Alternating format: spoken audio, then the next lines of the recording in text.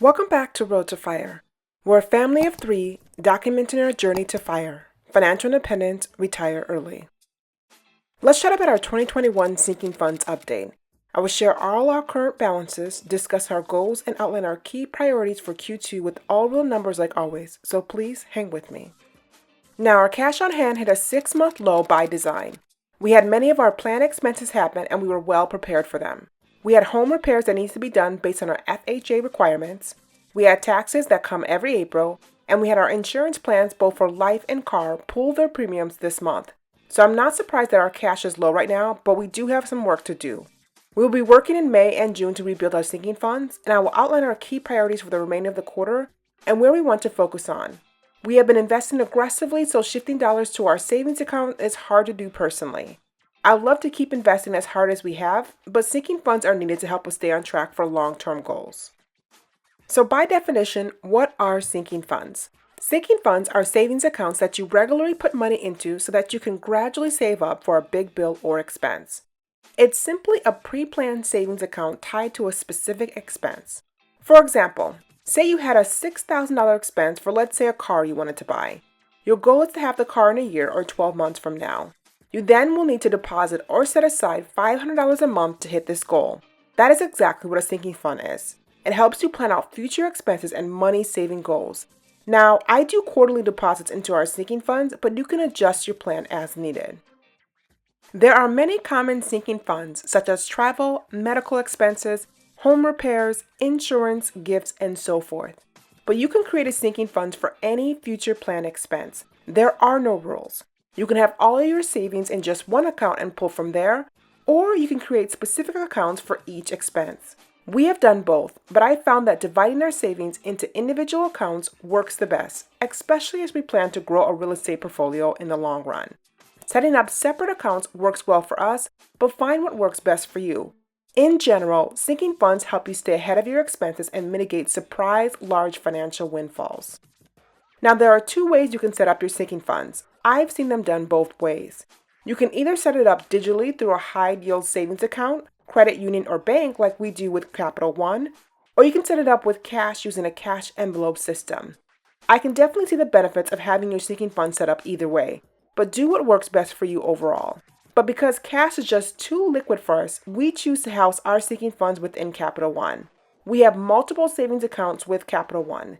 It's easy as you can open up an account in minutes and name them based on your needs. All of our sinking funds are joint, so my husband has access to them as well. We used to have nearly a dozen different accounts, but now I've cut them down to be a little bit more manageable overall. I track our sinking funds in our Excel budget, and here's a quick snapshot of our cash on hand, but I'll go through the details here. So we have 8 sinking funds for 2021, which is 2 more than when we started the year. Although we have 8, it doesn't feel too overwhelming as we really have 3 key priority accounts that help us stay on track for our overall goals. I do prefer to cash flow as many expenses as I can in my monthly budget versus creating another sinking fund. In general, our rule of thumb is to create a sinking fund for expenses that will be over $1,000. We are relatively new to sinking funds in its true sense and are always adjusting or reassessing what makes sense for us. As we continue to grow our own business and move out of our duplex hopefully later this year, we will then have to reorganize our expenses to fit our new financial outlook. That is why I love Capital One. Opening, renaming, closing, or shifting accounts is just so easy. So our first 2 sinking funds are a must-have for us. Our first sinking fund is for insurance. This will include our car insurance premium for both our cars. We pay our 6-month term in full, which does give us a discounted rate, and it has increased to about $1,000.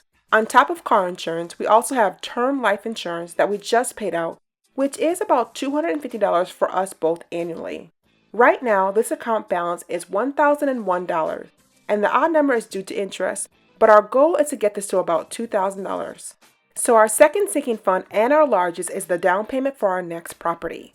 We have decided to purchase a single-family home in our desired neighborhood that would be about $300,000 in this inflated housing market.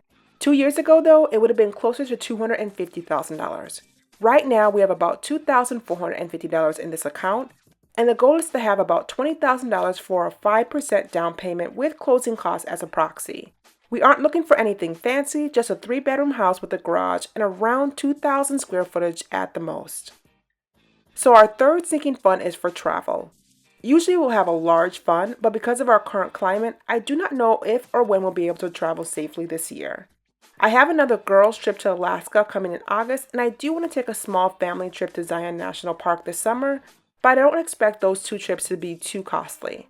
So our current balance is $1,000, and that is our current goal as well. But I will probably increase this goal as travel restrictions continue to loosen up. So taxes. Last year we had a bill just over $6,000, but we also had a higher than normal income.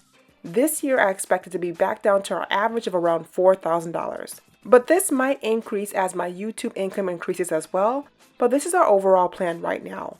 I did adjust my W-4 accordingly as well. Our current balance is $2,002 and the goal is $4,000 for this account. Now our final core two sinking funds are standard as well. We have one for our investment property that we are living in now for home repairs or updates that are needed, and the rule of thumb is to have about 1% of your house value in an account that you live in. That would be about $3,500 for us. We have a balance of about $2,001 and our goal is to be around that $3,500 mark. Once we move out of the unit, our goal will definitely be to increase this fund. We also have $6,000 sitting in escrow with our title company for planned repairs as well. Now for our emergency account, it was much higher 6 months ago. The goal is to have 6 months saved, which would be about $25,000 for us, but we currently only have $15,100. We have backed down on putting more into this account as our life has somewhat stabilized or normalized.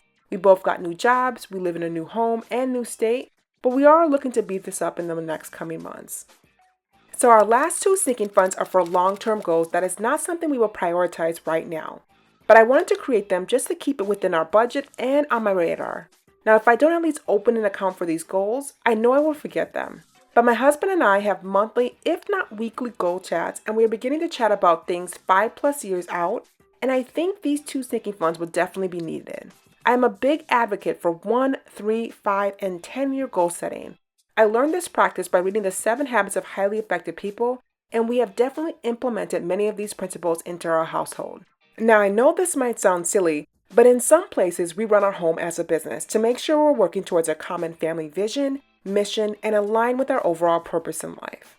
So our 7th sinking fund is a kid account for our son. He is 3 years old and we usually receive monetary gifts from friends, family, and especially those out of towns for birthdays and holidays, so we set up this account to house that money. My parents are also very generous when it comes to their grandkids and are always randomly flourishing my son along with my niece and nephew with cash gifts. But in the future, we hope this account can help subsidize school fees, activities, and potential trips that he might have coming up in the near future.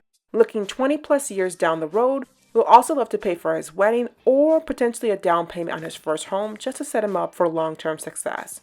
Right now, we have $1,738 in this account and are targeting $15,000 in the next 5 years. Then our last sinking fund is set up to start saving for our home abroad.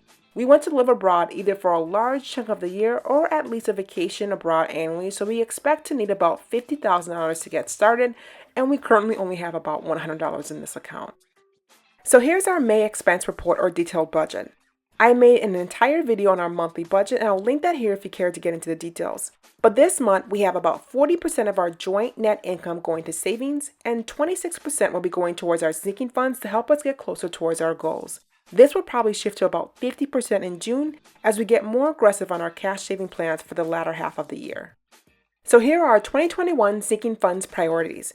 I really don't stress too much about our sinking funds because we have outlined a clear plan to cover our key expenses, and our sinking fund goals stretch out for months, even years, so we definitely have time to hit our targets. The first key priority is to save $20,000 needed for the second property. Because we plan to buy in late fall, I'm not too worried about this goal. I know our annual bonuses and our profit sharing checks will help us get there. The next is to increase our emergency fund. We are targeting 6 months overall, but right now I'm really looking to add 1 more month. And the last goal is to get our insurance sinking funds to about $2,000. We have paid out our life insurance premium, but need to pay our car premium, so I would like to shift more dollars into this fund to offset the foreseeable due dates. So we will continue to shift more money to savings to help us reach our overall goals. Because we are bringing in more income in the next few months, due to our side hustle incomes increasing, I think it's something that we can potentially do. Also, once we get our money out of escrow, that will be about additional $6,000 that will help us reach some of our other goals and close the gap. But I always struggle with having too much cash on hand because at the end of the day, cash in our accounts aren't really making us more money. I do love the concept of sinking funds, but it's always a balancing act for us. I am relatively new to sinking funds, but I've grown to love the concept overall. Let me know in the comments below how many sinking funds you have and if you use them at all.